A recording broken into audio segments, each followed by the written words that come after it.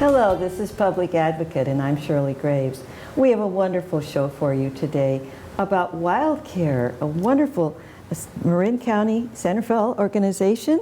I have two people from Wildcare here. Well, actually, I have three who are going to be introduced and tell you what their jobs are, and then we're going to go into what Wildcare does. And many of us, of course, get their magazine and find out what's going on over there and all the activities and all the things they do that the public actually doesn't get involved in, like carrying owls around.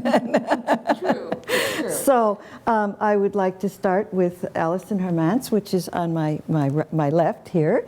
And so you tell us who you are and what you do. Sure. So I'm ALISON HERMANCE, and I am in charge of communications at Wildcare, which means that I get to spend all of my time talking about this amazing, incredible, wonderful organization. And it's really just one of the best organizations in the entire Marin County and in the entire Bay Area. And I'm really excited to have this opportunity to talk with you about it and introduce everyone to Wildcare. Before I talk more about Wildcare, however, we need to introduce our other guests. I'll let one of them introduce herself. I'll introduce both of us. I'm Beth Ridout, and I am a Wildcare volunteer. I've been with Wildcare for about 2 years now, and I work both in the clinic with the other patient animals, but also I work most importantly with the ambassador animals, the education animals that are non-releasable and that we are able to take to schools and help other people understand when they come to visit Wildcare what happens with some of these animals and why they can't be released and what we can do differently to live well with wildlife. And this is Trill.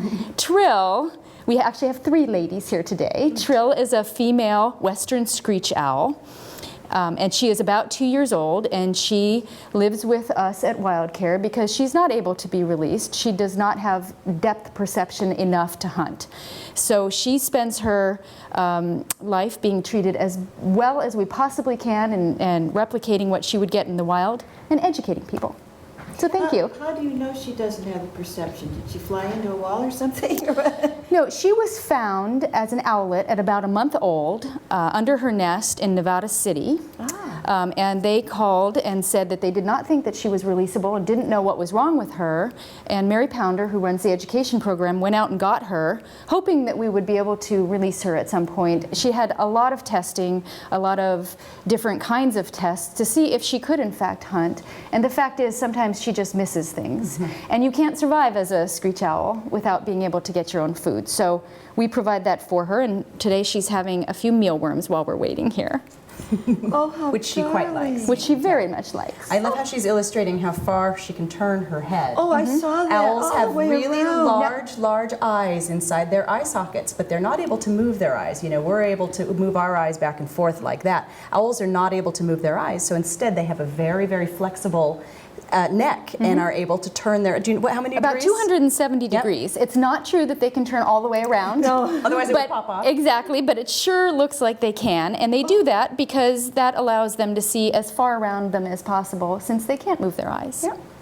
So as Beth said, Trill is one of our wildlife ambassador animals, and they're here for educational purposes and to allow us to do programs just like this and get you a really good close look at a screech owl, because how often does that happen? Wildcare's Wildlife Hospital treats about 4,000 injured and orphaned animals every year. And as Beth said, Trill actually came in as a patient, and it was a very common situation that someone found, in this case, a baby owl, a baby screech owl, and realized that she needed some help. And so Wildcare's Wildlife Hospital accepted her as a patient, and we had her for a long period of time. Now, the goal of what we do in the Wildlife Hospital is to treat the patients, get them in, admit them, treat them with as little intervention as possible, and then as quickly as possible get them released back out into the wild. The entire goal of Wildcare's Wildlife Hospital is to treat and then release the patients back into the wild. It's an unusual situation that we have a patient that we end up keeping for educational purposes. And an owl like Trill, in order to be an educational animal, she needed to demonstrate 3 very specific things. The first was that she wouldn't be able to survive in the wild, because we would never, under any circumstances at Wildcare, keep an animal in captivity that could survive in the wild. These are wild animals, and the goal is to get them back out into the wild. The second is that anyone who could be a wildlife ambassador needs to demonstrate they're not in any pain of any variety. Obviously, you wouldn't keep an animal in captivity if it was suffering. And then the third qualification is, as you can see, she's very, very calm. She's a little leery about all of the stuff that's going on in here, but overall, she's really pretty calm. And that is a temperament thing that not every wild animal has. And so that's a very specific thing that we look for. All over. She's asking very when curious. She's going to have her own show, is what she's She asking. is. She's saying, Shirley, when are you going to start just interviewing me and my fellow owls? Exactly. We can arrange that. Yeah.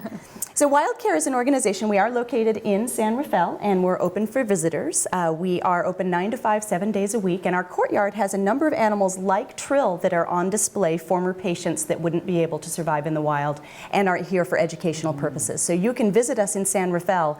Our website is wildcarebayarea.org, and our address and hours are on that website, so you're welcome to visit us there.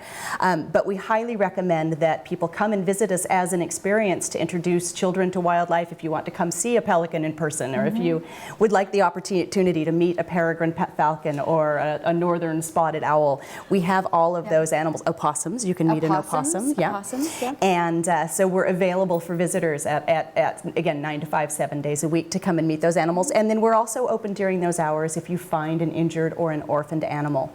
And Wildcare's Wildlife Hospital is one of the programs that we have. I think the organization itself is very, very neat, because we have a whole cycle of programs that all work together to help people live better with wildlife. The idea is to help people live well with wildlife. And it's programs like the Wildlife Hospital. What do you do if you find an injured or orphaned wild animal? Well, you bring it to Wildcare. It's a really amazing resource for the community. We have incredible nature education programs that go to schools and bring nature education into the classroom. We have amazing nature guides that take groups of kids from schools on hikes, and so actually getting kids out into nature, following the teachings of Elizabeth Terwilliger, with whom many people are familiar in the San Francisco Bay Area. And so it's teaching, and that is really a way to help people understand and live better with wildlife. We have the ambassador program, which once you have we call it a nose to beak experience. So once you have a nose to beak experience with an owl like Trill, then all of a sudden you look at owls differently, you look at animals differently, and so it really does help you. Elizabeth Terwilliger was a nature educator, one of the most amazing people you'd ever meet in your entire life, and her teaching methods were very innovative for the time. She was one of the first people that really recognized that kids would be much more excited about nature if they actually got to get out into nature, right? So she was taking kids on field trips and that sort of thing early on. But one of her sayings was that teach people to take care, what is it? Wait a second. Teach people to take, one of Elizabeth Terwilliger's sayings was, teach people to love nature. People take care of what they love. And so the ambassador program and the other interactive opportunities that we have for education, if you're teaching people, if you're introducing people to something and they start to love it, then they do learn how to take care of it, and that increases care for everyone. It really does. It's a neat concept.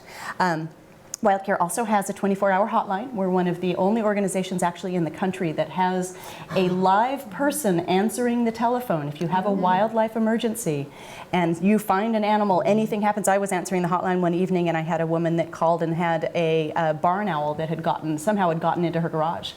And this was about 2 o'clock in the morning. She says, I drove my car in, I look up, there's this huge owl, he's bashing around. And so we have a live person answering our Living with Wildlife hotline at all times, day and night. And the number for the Living with Wildlife hotline is 415-456-SAVE.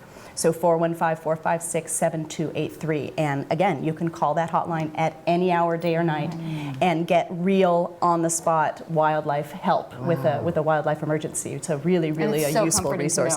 Yeah. It is. It absolutely is. And well-trained people answer the phone. They have the answers for you.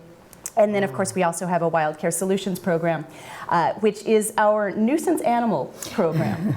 And it is a low-cost way to deal with a nuisance animal problem. So say perhaps you have a raccoon that's moved in underneath your house, or maybe you have squirrels that are gnawing on your eaves, or you have some bats that have moved in upstairs and you don't want them, but you recognize that a situation where the animals are killed is not going to be the right solution. And there's several reasons for that. It's actually something interesting to talk about. If you have a nuisance animal problem, yes, you can kill that animal. But the fact is, if you kill the animal that's living underneath your house, that means you've left an empty den site. You've left an empty home spot for the next animal who comes along. So yeah, you could kill that one too, but then what have you done? You've left an empty den site for the next animal. So you can keep, if you want to, keep eliminating animals, but if you do not eliminate what is attracting those animals, you are never going to get rid of your nuisance wildlife problem. So there's 3 things that primarily attract wildlife to your yard or to your house. That would be access to shelter, so like a den site, access to food, like if you feed your cat out on the patio or something and you get raccoons that come and visit, so food is a good draw, and access to water is another one. So if you have a wildlife problem, if you have an issue, then probably it's one of those things that are attracting the animals to your yard. So the solution to that problem is to eliminate what's attracting those animals. And once you've eliminated that attractant, you'll get rid of the nuisance problem. And that's what the Wildcare Solutions program does. Make it less comfortable. Yes, make it less comfortable. Exactly. Make your den site less comfortable or accessible than the one down the street, and the animals will move on. And they're really always looking, they're always aware. I can remember They we were trying to interest a stray cat to come in the house and let's get acquainted kind of thing. And he'd come up on the porch, this was several years ago, and I put out a little dish of food so that he'd come up on the porch and we could, look at each other a little bit. And I mean, I wouldn't go out and pick up a stray cat or something, not knowing what they wanted to do, but I thought if we could get acquainted with each other and get him interested into what I had to offer, Right, exactly. And one night, after two or three days of this, where I'd see him in the sidewalk, and I'd take a little thing of food out because I have some cats that I had food handy, and I went to open the door and put the food out and to check on what was going on, and there was a raccoon eating the cat food. Yep. So they do that. They were on the job there. Absolutely. I hadn't even seen a raccoon around. Yeah. But he figured it out. He knew where to go. Yeah, it's an interesting thing because animals will absolutely take care of a food source. There's no question that if you have something that isn't attractive to an animal, they're going to find it. Now, I know people are leery of raccoons and they don't really like having skunks around, but one thing at Wildcare we always like to talk about is the benefits of having these animals in your yard. So people think, well, what's the benefit of raccoon? Well, the primary food of raccoons are mice and rats. So if you have a raccoon in the vicinity, you probably do not have a rodent problem. So raccoons are a very good thing in that way. Skunks, the main thing they like, big tasty treat for a skunk, slugs and snails. We had a neighbor that came over to our house and was in a bit of a tizzy because he was very worried that there was a skunk that had moved in a hole underneath his driveway. And he said, oh, I don't know what to do, I'm gonna have to get rid of it. And we're like, well, why do you need to get rid of it? He's, I don't know, it's a skunk. And he was very proud of his garden, and he had done a lot of work on it, and it was a very, very beautiful garden. And he had said at some point in an earlier conversation that he had had some problems with slugs and snails. And so we recommended, why don't you just let your skunk do what he does best. Help has arrived. Help has arrived. Exactly. And apparently it was about 3 weeks later, and the gardener, the assistant gardener came and said, oh my gosh, what have you been doing differently? You have no slugs and snails in your yard. Yep. So skunks are very good for that. Skunks also eat a lot of rats. It's wonderful. We tell people all the time, opossums are a huge benefit in your yard and your garden. You hardly ever see them, unfortunately, except usually by the side of the road. Yeah, they're not very fast. Right, but when you do see them, welcome them, because they take care of grubs and rodents and anything that you wish wasn't eating your food and your garden. Absolutely. As does this one. As does this one, yes, exactly. So the owls and the raccoons and the skunks and we're having a little poop moment, there you go. The other raptors, the other birds of prey, these are all animals that provide natural rodent control for wildlife, for your house, for your yard, for your neighborhood. And so very, very important to allow these animals to do their work. And one of the primary advocacy issues that Wildcare deals with, so that's another way that we help people try to live better with wildlife, is to provide actual advocacy work that helps wildlife and helps the environment. And one of the primary advocacy issues that we deal with on a regular basis is the use of rat poisons. People have a rat problem. They think the best solution is to put out poison.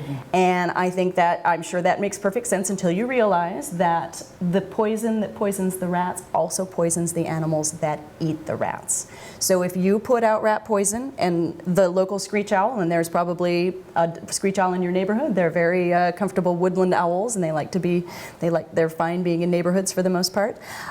If this owl were to eat a poisoned mouse, she would get poisoned herself. And we frequently in the wildlife hospital see animals come in that have the bleeding, the internal bleeding, the problems from the poison, and they frequently die from it too. We've been testing since 2006 at Wildcare. We test the predatory animals that come into Wildcare, whether or not they arrive with symptoms of poisoning. And the test results have come back that 86% of the predatory animals, so animals that eat mice and rats, that come through Wildcare, 86% of them have rat poison in their blood. So they are walking around with rat poison in their blood, and you know that whether or not it's enough to kill them, you know that that is a very, very unhealthy thing, and it's very, very indicative of how much of this poison is in our environment. And so we really, really strongly encourage people to never, never use poison, and to instead, find, basically rodents are the same as any other wild animal. They're attracted to something on your property. If you get rid of what is attracting the animals, you will get rid of the animal problem, and that's consistent with rodents as well. The other advocacy issue that I wanted to bring up, since it's springtime, it's surprisingly warm out there right now, it's the fact is Wildcare recently got our first baby squirrels. It's early. We often don't get them until March, so in the second week of February, we've got our first tiny, naked, pink baby squirrels. They had been blown out of a tree. And we frequently get animals that come in because of spring storms, but even more than that, we get animals like baby squirrels and baby birds that come in because people decided to trim their trees or prune their gardens and didn't realize that those branches were already being used as a nursery. And so we recommend very, very strongly, this is a real advocacy effort that Wildcare makes, we recommend very strongly that you put off non-essential tree work and garden work until the autumn. It's actually better for the trees. I have a friend that's an arborist, and he says that that's when the trees go into their dormant phase. So it's actually better to prune trees in autumn and winter.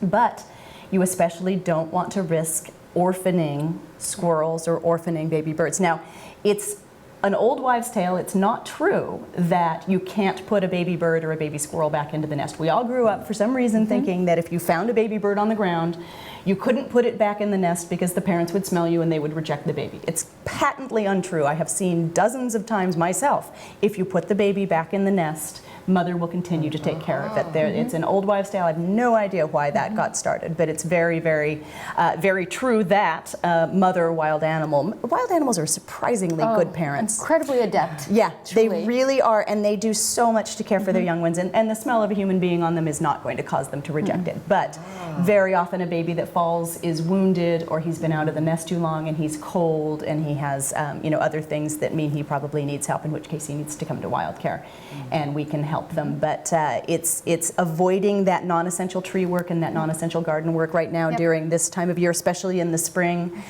when babies are being born. And those little tiny baby squirrels, when you have them come in and you know that they didn't need to be orphaned. There wasn't, any real reason for it. Right. And, if we're able to get them back with mom, that's wonderful, but, sometimes you're not, and so they end up in care at Wildcare, and then, of course, we raise them to the point that they're ready for release and then let them go back into the wild and be wild animals. It's a very special time right now. It is. If you're looking at your trees, you'll see the crows are carrying nesting materials. Everybody's building a nest or getting ready in some way. The squirrels are chattering more often. It's a really special time, baby season, and so, just paying attention to that sort of thing really saves It really is. And actually, screech owls are an interesting case. They nest in caverns in trees. So you may be looking at your trees, okay, no nest, no nest, no nest, but you don't look at that juncture where the two branches meet, where there happens to be a little hole. And you could easily have a screech owl nesting in there. So You're looking right in her front door. You are looking in her front door. That's exactly it. That's exactly it. But it's one of the reasons that I love Wildcare, and I love talking about Wildcare as an organization, is because we have the opportunity to really convey some really useful information about wildlife and about nature. And I hope that everyone that sees this program and everyone that comes to Wildcare and has any interaction with us really recognizes that value, because we are an incredibly knowledgeable organization with a whole lot of really significant resources to help you. Basically, Wildcare helps people navigate that boundary where people and wildlife are coming into contact with each other. And and sometimes that's a really amazing boundary, like when we get to meet Trill here, an amazing opportunity. What a cool boundary that we're intersecting with her right now. But sometimes it's not as good a boundary. Sometimes a bird hits your window and you need the wildlife hospital, or you have again that raccoon living under your house that you don't want. So Wildcare as an organization works so hard to help people really navigate that and try to make sure that we can make things work for both the animals and the people in those contexts. Wildcare as an organization has been around in one iteration or another since the 50s. There's been a wildlife nature organization at our current location since the 50s. We've been Wildcare since, it's been a wildlife hospital since the 70s. We were one of the first wildlife hospitals in the country, actually. And we've been at our current location on Albert Park Lane in San Rafael for all of those years, but we have really, really exciting news. Wildcare is going to be moving. We have a new site chosen. We have it already in the process of development. It's up on Smith Ranch Road. Oh, way And there, so it's all the way out by the Las Galinas sewer ponds. So it's all the way out almost to McGinnis Park itself. It's a wonderful spot. It's such an amazing spot. I mentioned the sewer ponds because that's some of the best wildlife viewing all over in county. Everyone's like, sewer ponds, really? But some of the best birding you've ever been to. The migratory birds. I was just out there 2 weeks otters. ago, and it's something like 88 species have been seen the past few weeks out there. So if you get a chance and you love birds, go out and just walk the ponds. It's a wonderful experience, and there are otters. There are.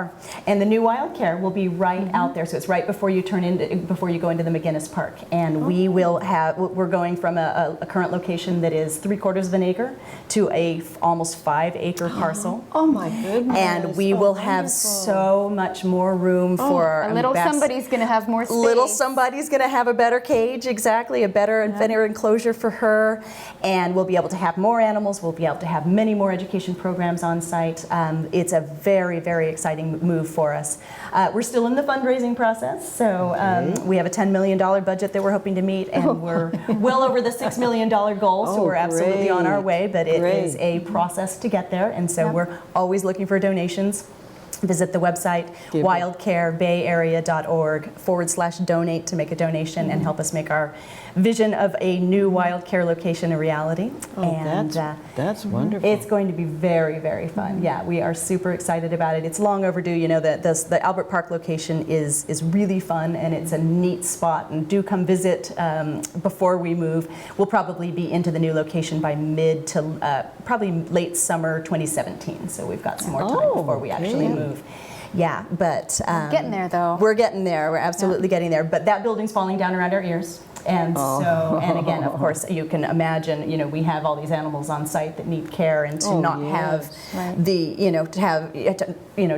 we're not able to do as much as we'd like to do in our current location. And so the new site will absolutely give us, and all of our ambassador animals and all of our wonderful volunteers and all of our amazing education programs and the wildlife hospital that we treat so many animals in, a new, amazing place to be. Yeah. Now we're kind of a quiet group here physically, but how does the you take the Trill to like a school room full of children that watch the. A lot of our education ambassador animals go to schools. And how does Trill like that? Is she? She does just fine. You can see right now she's very curious. Everything's different for her. She's looking all around. But I'm monitoring her, and I'm giving her a worm on occasion to make sure that she's still interested. But she's very calm, and she's taking it in stride. And our goal is, like Allison said, to make sure that any of these animals have a temperament temperament that allows them to be out in public without being stressed out. But if it seems like she's getting anxious, we'll put her in her covered enclosure and she'll feel a little bit better. But right now she's doing just great. Right, you know. I want an Surprisingly owl. well. I know, right? But she would like for you to know that she's quite ferocious. She is a raptor. She is. And people ask all the time if she's a baby, and she's not a baby. She's a full-grown screech owl. She has the Love that curved beak face. and the talons that all raptors have, She has so she very can. sharp talons. And the third part of how you know it's a raptor, curved beak, talons, and really fine eyesight. That's the only piece that's not quite the way it needs to be for Trill, and that's why she's with us. But what a wonderful experience to see her so close, particularly for the children that come to the courtyard Yeah. any given afternoon and can really see her and experience her and know a lot more about owls. And we have a great, or a northern spotted owl as well, who's much bigger than she is. Yes. So you can She compare comes them. out every day?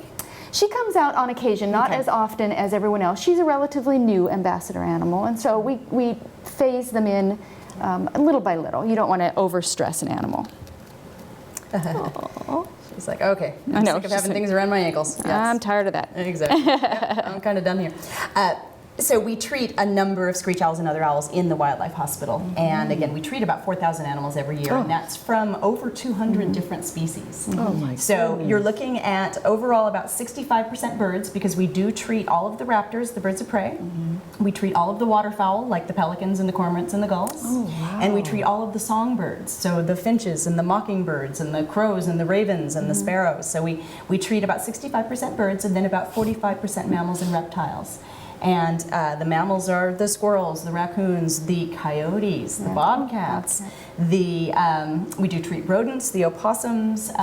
We get foxes in, skunks, all of those guys. Oh my goodness. And yeah, it's an interesting thing. We frequently will have people call the Living with Wildlife hotline, and they'll say, okay, so I found a baby owl. And we're like, okay, it's December. I'm guessing that's not a baby owl. Turns out it'll be a screech owl. And consistently in care in the wildlife hospital, you will find that the smaller the patient is, the more, I would not vicious, but the more anger they have. Yes. That we figure that screech owls have a bit of a Napoleon complex. Do not right? underestimate her. Do not underestimate the screech owl. You'll have a great horned owl, and great horned owls are big. They're like this big, right? Yes. Yeah, about that big. And you'll have a great horned owl, and those things are so laid back in the wildlife hospital. When they need to be medicated or whatever, yeah, you still wear very, very heavy gloves because they have massive talons. But they're very calm, very laid back. And yeah, we medicate, whatever, you can just tell there. But you have a screech owl, and you will go into his enclosure in the hospital, and you will open up that door, and all of a sudden you will see nothing but talons. They rear back onto their tails with their talons right up, and those beak and the eyes, and they make this clacking noise, and they snap at you. And man, you're not going to want to grab that little thing. She is to be reckoned with. She is. And so it's a good illustration that she's very tame, she's very calm, she's had a lot of interaction with people, but the fact is she's still a wild animal. Absolutely. And she and all of the wild animals that you encounter in any context, none of them make good pets. Even when they're little. So they're little, when a tiny little eyes closed squirrel, and he's very sweet, and he drinks a milk formula, and we raise him in the wildlife hospital. The fact is, when they're small, they might be one thing, but pretty soon that tiny baby is going to grow up to be a squirrel. And squirrels are crazy. Never, never, never want to keep a squirrel as a pet. Very, very hard on the animal and hard on you. They go crazy once they reach adulthood. These animals are not like our domestic animals. Domestic animals have been raised over the generations to accept humans and to look to humans for comfort, food, and shelter. That's one of the hallmarks of a domestic animal, is that they look to humans as a source of comfort and food.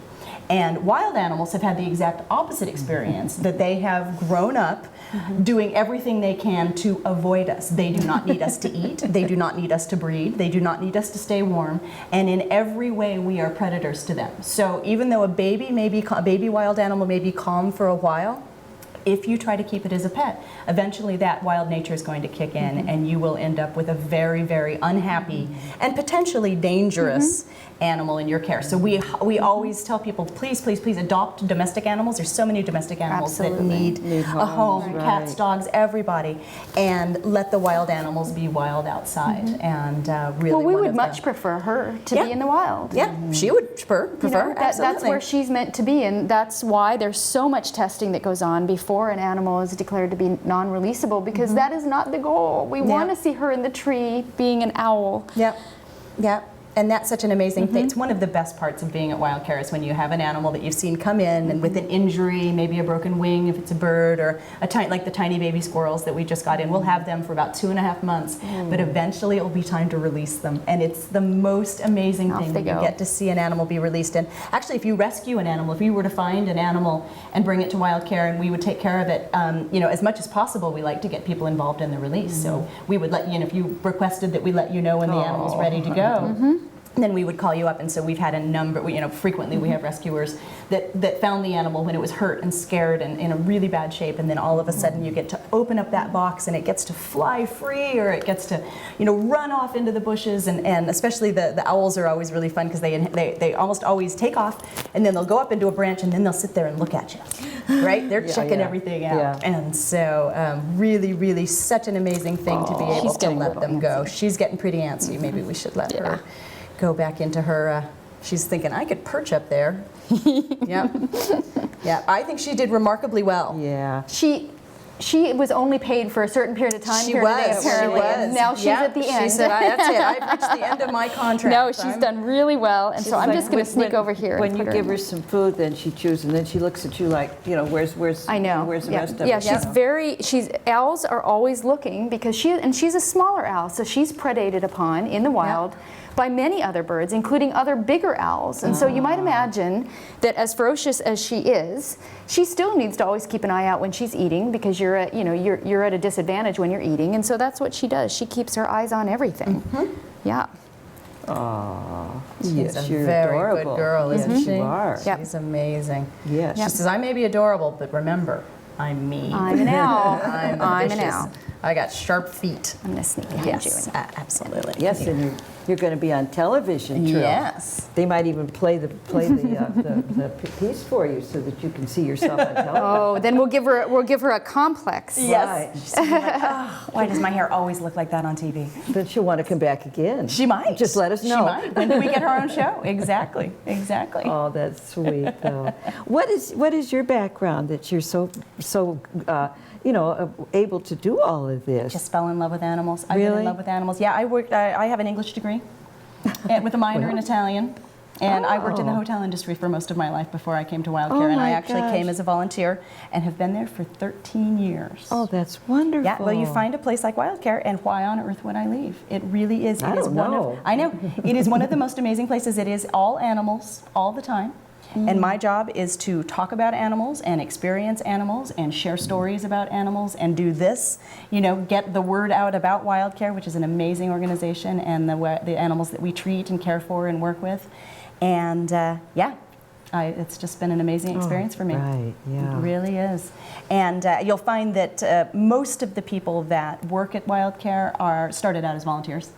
We all came in because we wanted to take care of, baby squirrels or whatever, and then eventually we're able to work into a learn position. more, and you learn a lot more. Yep. And the level of dedication.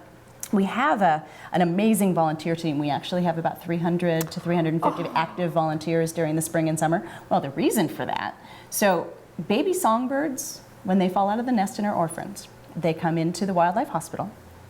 Those little guys need to be fed every 45 minutes. I'm not joking. Every 45 minutes. Fortunately, only from dawn till dusk. They don't eat at night. I see. So we are open during the baby season when we have baby birds. We are open from 7 a.m. till 9 p.m. and we have volunteers that do 4-hour shifts feeding baby birds. Oh my God. And so you'll have a table of birds, right? And you'll come up to the first basket and you'll open up the basket and the little heads will come up and they're cheeping and they're peeping and they're so hungry and they're so excited. So you pop a little bit of food into each one of those mouths, right? And then they poop and then they go to sleep, right? Because they're babies. So you go to the next basket and cheeping, peeping, and so you go around your table, right? And just as you get back here, you're thinking, oh, thank goodness, I can take a water break and I can sit down for a second. And right then, it's when your timer goes off again. It's been 45 minutes and those first guys are super hungry again. So that 4-hour shift during our busy baby season is just an exhausting, but such a gratifying thing. It really is. And we, so the volunteers get a lot of training. We actually just held the orientations in the end of February, and we do them once a year. So if anyone's interested in volunteering at Wildcare, we won't have another opportunity until next winter, but definitely check our website, wildcarebayarea.org/volunteer. for volunteer information, and you can come to an orientation and actually become the person that feeds baby birds and get involved. It's such a neat organization to be part of. And now you do a beautiful magazine. Thank you. Yes, our magazine is excellent. If you're interested in receiving the magazine, if you make a donation to Wildcare, then you would receive our magazine. Wildcare is almost entirely supported by private donations. It's a large and very generous donation base that keeps us going. But as a member, you would get that wonderful magazine. Comes out 3 times a year and is full of amazing pictures and wonderful stories about wildlife and information behind the scenes in the Wildlife Hospital. We also send out a semi-weekly, every other week email that contains a patient story, usually with a video, a bunch of photos, talking about an individual animal in the Wildlife Hospital. And if you're interested in getting that, we really don't send very much email, and you can always unsubscribe. But if you're interested in getting our once every other week email newsletter, again, go to wildcarebayarea.org and give us your name and email, and you'll start receiving those. And that's really a great way to stay up on what's happening in the Wildlife Hospital, because how cool is that? And also on local happenings, advocacy-wise, education-wise, wildlife news, things that affect Bay Area residents concerning wildlife, nature, and the environment. And Wildcare is a really good resource for that. Oh, wow. Yeah, fun stuff. And you'll be moving way out of town, though. It's actually not, it's funny, from the front door of Wildcare to the front door of the new location takes 10 minutes at noon. I have timed it multiple times. It seems like it's farther away. And actually, for people that are coming from places other than Central San Rafael and like Fairfax and stuff, if you're just coming up 101, it's faster because you don't have to deal with the downtown San Rafael traffic. Well, so it will actually be faster and easier. And if you've come to our current location, you know that the parking can be a challenge. The new location will have lots of parking, free parking. And so very, very, really surprisingly easy to get there, and it'll be such a beautiful, amazing place to come and visit. So great. Really, really exciting to have that coming. And yeah, it seems like it's farther away. I remember having that thought when I first heard that we were really looking at that site. But honestly, I go up there all the time, and it is consistently 10 minutes door to door, and that's even in the middle of the day. Okay. So yeah, not But it's not wonderful bad at because all. it feels like it's in the middle of nowhere. It does. It's so close. It does. It's so close, but you get out there and you think, wow, all of this space and all this room, and it's right near the Las Colinas water pond, so it's a wonderful spot. It really is. And it will be so helpful for our patients. The animals in care, they need quiet, they need peace, and it's a little harder to find that in downtown San Rafael. So overall, it will just be such a different move, such a different environment for all of us. We'll have really great displays. We'll have a museum. We'll have the wildlife ambassadors like Trill on display, and it's just going to be I think it'll be a real destination. I think we're a destination now, but kind of a small one, and I think we'll be a real destination for people looking for a fun weekend activity or just some insight into nature. And you have classes? We will probably have more classes available. Right now we don't really have a classroom setting, so we haven't done a lot with that. We certainly, we have summer camps on site currently, and we'll continue to have that at the new site. And we have programs periodically at our current site, but we'll definitely have many more programs available. And there's so many talented people in the Bay Area that have so much great information to share about wildlife and about nature. And Wildcare really aims to be the source for that. And we really want to be a focal point for that energy and that information. And so in our new location, we'll absolutely be able to accommodate, groups and parties and, speakers and events and all of that. So well, this is a place for animals. It is. Everybody I know has 2 or 3 pets. So. Yes, yes. Well, and everyone, when I first moved to California, when I first moved to Marin, I was blown away by how many animals you see on a daily basis. I mean, it's truly awe-inspiring. Yep. I live on North San Pedro, and I'm driving down North San Pedro. I see coyotes almost every day, or I'll see a deer, or I'll see a squirrel, hopefully not a dead one, and the turkeys, exactly. And it really, we are so lucky to live in a place that allows us so much interaction with wildlife, and I totally get that sometimes that boundary is not a good one, and Wildcare's here for that, but we are so lucky to have these animals and to see these animals and to live in a place that is so comfortable for humans and for animals, and to learn about them and see them and wake up, I wake up in the morning, look out my window, and there's a red-tailed hawk circling there, and what an amazing experience that is. Well, I go in the kitchen to do dishes or something, and I see the ducks and the geese, because we live in Belmarine Keys. Oh, and beautiful. we're very close to the water. And well, you'll get your migratory animals through there. You get your migratory ducks. What a fun place to live. Oh, yeah. They seem to like one place on our shore. They really seem to like one little area there. Nice. Must be a good food source. Well, and it's I don't know whether maybe it's a different depth or something than farther out, but I see a lot of the mallards there. And then, but I don't know, I've got something I'm trying to figure out. A great big leaf. I mean, just kind of came up on the water and just sat there. Huh. And I don't know what you do about a great big leaf. I'm not going to go out and I would think surely that'll get washed away eventually. I would think so. I would think so. But I was wondering whether the ducks, the geese, ducks, mallard ducks, are we get geese too.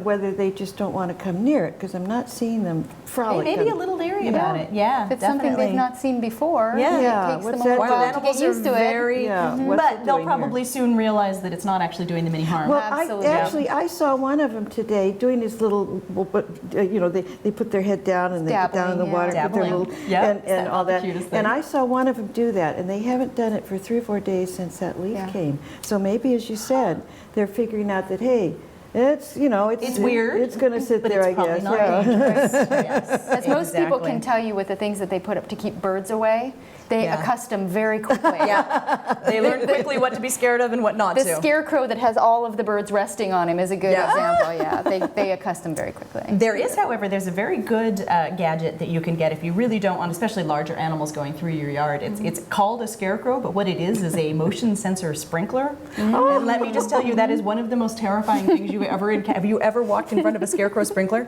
Oh, it's so terrifying. So it's hooked up to your hose, right? And so the motion sensor, it detects that an animal has come through the yard, and it just sends out a blast of spray.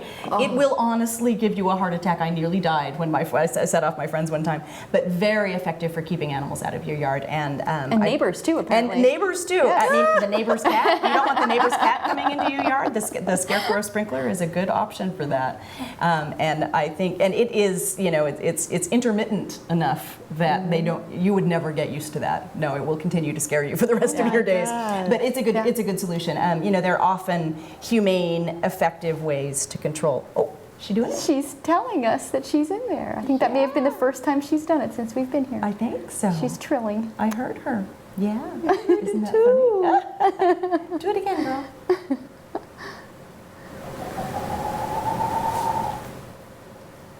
On cue. What a good owl. Now, what is she telling us? Let me out, or? Well, she does. This is breeding season-ish for raptors, for owls in particular, and so she's been talking a lot more lately. She's getting to be a little older, and so she goes through her different seasons, and this is breeding season, so she's talking right now. I'm not sure what she's saying, but this is not unusual for her. Yep, she may be looking for a male. She may be just letting us know that she's here. Just doesn't want us to leave without her. Yeah, exactly. See if we can get her again, yeah. Yeah, mating and breeding season is a time that you get a lot of animals into the wildlife hospital because they're just not paying attention. They're not paying attention to cars. They're not paying as much attention to predators. They're not, but Wildcare is a wildlife hospital. So again, we get about 4,000 animals every year, and over 80–90% of them come in because of some negative interaction with humans.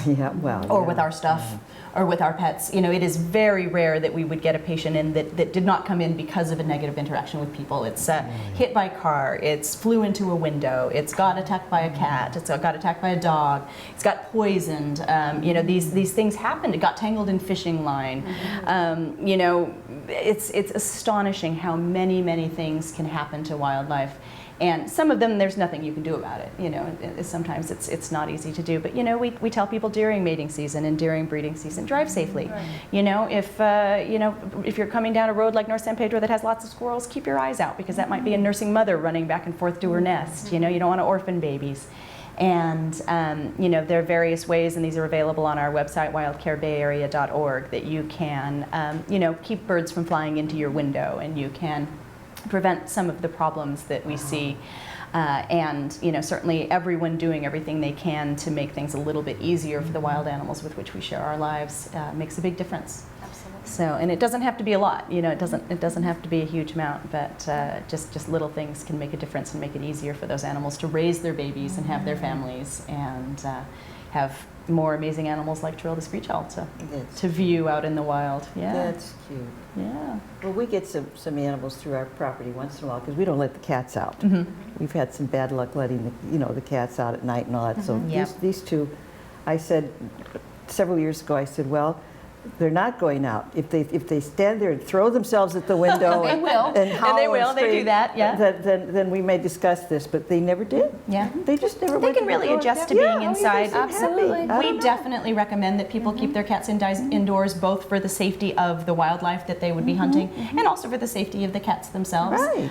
You know, Oh, absolutely. people blame coyotes, and that's certainly a possibility. The biggest killer of cats outdoors is cars. That's the reason most cats get injured. But I actually have a catio for my cat.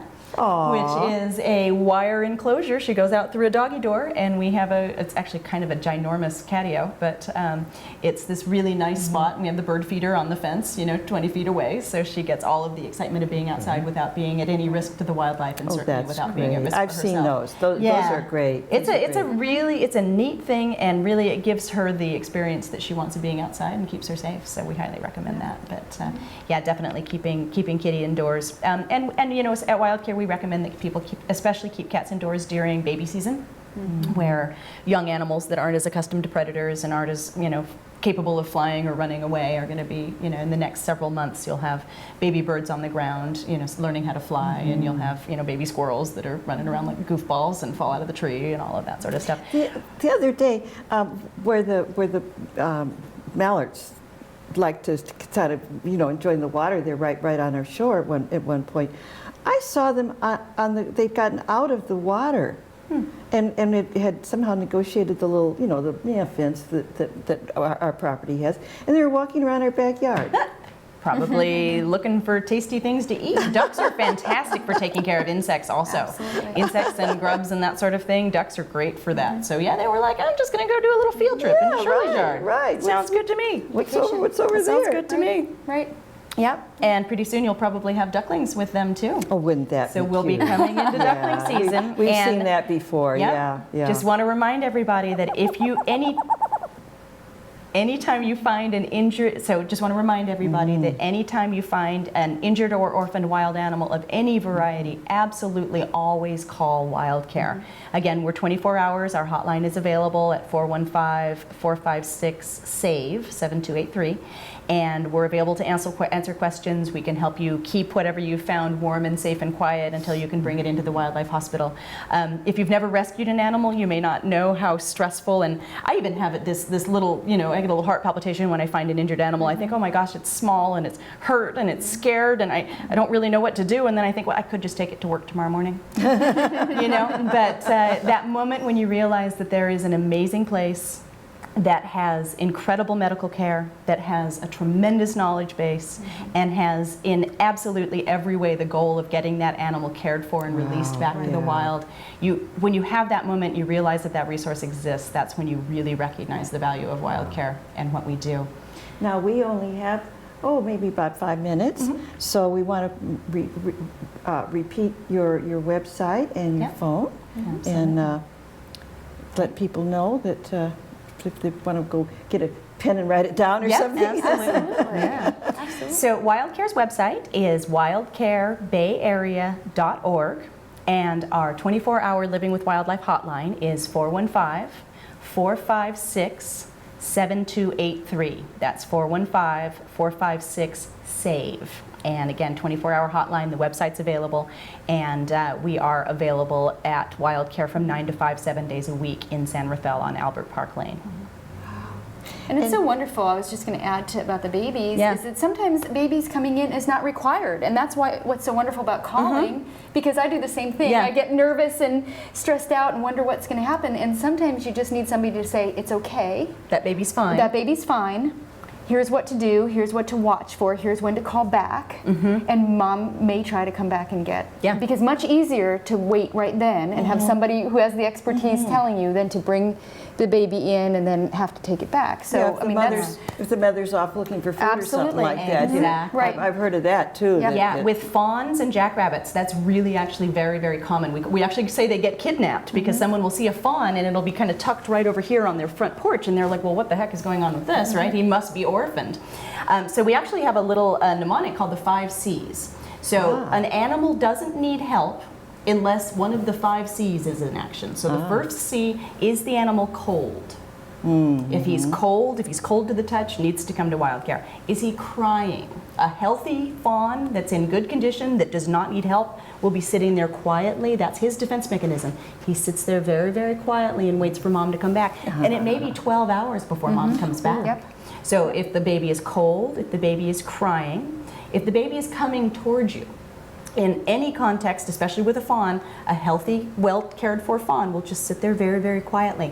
If he's up and he's walking towards you, not good. So 5 C's, cold, crying, coming towards you, covered in blood or insects, right? So it should be pretty clear. If you see blood, if he's got a bunch of bugs crawling on him, he's probably not doing very well. And then the 5th one is if he's been caught by a dog or a cat or anything else. So the 5 C's to know if an animal needs help: is the animal cold? Is the animal crying? Is the animal coming towards you? Is the animal covered in blood or bugs? Or has the animal been caught by a cat or a dog or another predator? And if those are any of those are true, then yes, the animal absolutely needs to come to Wildcare. But anytime you have a question about any wild animal, just call us. We are here for the community and we're here for the wildlife, and I think we provide a tremendous service for both.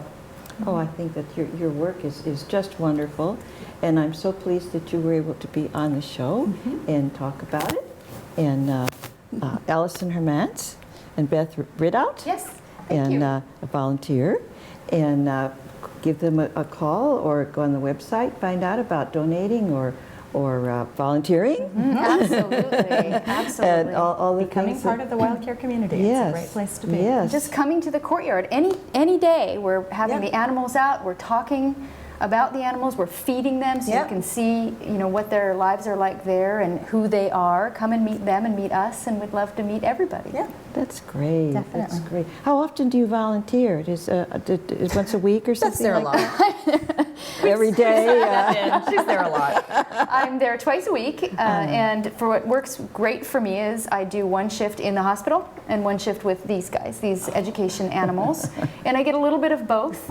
I really like to talk to children. It's such a great experience To go to have schools kids' or- eyes yeah. get, well, when they come, even And in when the they come afternoon, there, yes. and they've never been before, and we have regulars who come, and I look forward to seeing them, and they know everybody, and they can help me tell others. It's wonderful. It's just a great place That's for people to great. come and spend an afternoon and with us. And I should mention that the Wildcare's courtyard is free to the public. So open 9 to 5, 7 days a week, and free to the public. Great. Absolutely. Okay. Absolutely. Okay, and for our last act, why don't you give the phone and the website again? And So Wildcare's website is wildcarebayarea.org, and our phone number is 415-456-7283. That's 415-456-SAVE. Aha. Well, thank you very much, both of you, and you've just done a wonderful job telling us about Wildcare. Goodness, I know. I want to adopt that owl. She's pretty I'm sure they cute. won't let me. You can know. come visit her. You can come and visit can her, come visit her at please. Wildcare. And everyone else. Yep. Everyone else. So we'll say good night after that Thank you. from Public Advocate.